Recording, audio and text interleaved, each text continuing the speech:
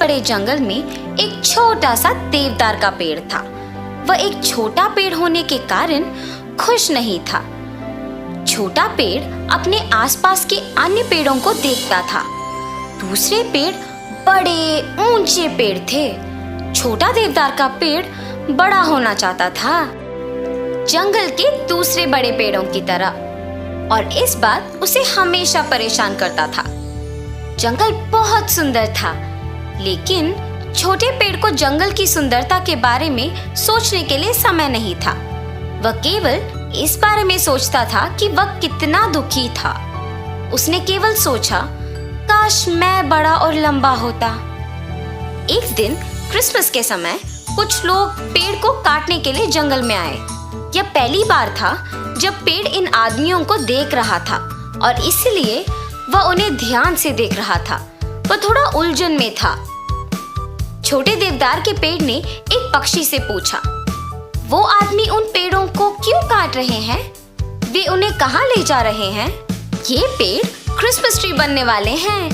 लोग क्रिसमस के लिए पेड़ खरीदना और अपने घरों में लगाना पसंद करते हैं, और ये बहुत सुंदर दिखते हैं।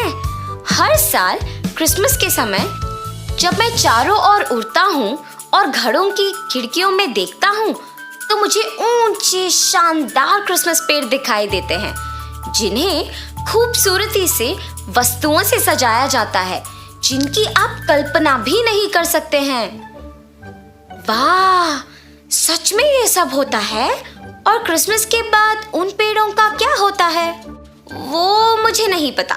छोटे देवदार के पेड़ को पक्षी के द्वारा सब कुछ पता चल गया था, और उसे अब उम्मीद था कि वो भी क्रिसमस के पेड़ की तरह एक दिन हो सकता है। वो क्रिसमस के लिए किसी के घर जाना चाहता था और खूबसूरती से सजना चाहता था। उसने उन लोगों को कई अन्य पेड़ों को काटते हुए देखा, और आखिर में एक आदमी ने छोटे देवदार के पेड़ की ओर इशारा किया। इस पेड़ को भी काट दो। देवदार का पेड़ बहुत उत्साहित था, और उन लोगों ने उसे काट दिया। देवदार का पेड़ जल्द ही एक छोटे से बाजार क्षेत्र में था, जो बहुत व्यस्त था, और लोग क्रिसमस के लिए पेड़ खरीदने चारों ओर हलचल कर रहे थे। देवदार का पेड़ ये सब कुछ बड़े उत्साह और उत्सुकता से देख रहा था। जल्द ही एक परिवार ने छोटे देवदार के पेड़ को खरीदा और उसे घर ले गए। उन्होंने क्रिसमस से पहले शाम पर अपने घर में कई अच्छी चीजों से पेड़ को सजाया। पेड़ ने बहुत खुशी महसूस की। जब उसने खुद को देखा तो वो बहुत सुंदर था। अगले दिन क्रिसमस का दिन था। उस दिन सुबह सुबह परिवार के बच्चे पेड़ पर चढ़े, अपने तोहफे निकाले और उन्हें खुशी खुशी खोले। परिवार में सभी लोग बहुत खुश थे। वे पूरे दिन एक साथ बात करते हुए और हंसते हुए रहे। यह छोटे पेड़ के लिए एक अद्भुत दिन था, क्योंकि वह परिवार के साथ बहुत अच्छा समय बिता रहा था और हर कोई उसकी सुंदरता की प्रशंसा कर रहा था। लेकिन फिर जैसे जैसे दिन चढ़ता गया, वैसे वो सोचने लगा, क्या ये हर दिन होगा? क्या हर दिन क्रिसमस होगा? क्या मुझे हर दिन ऐसे सजा के रखेंगे?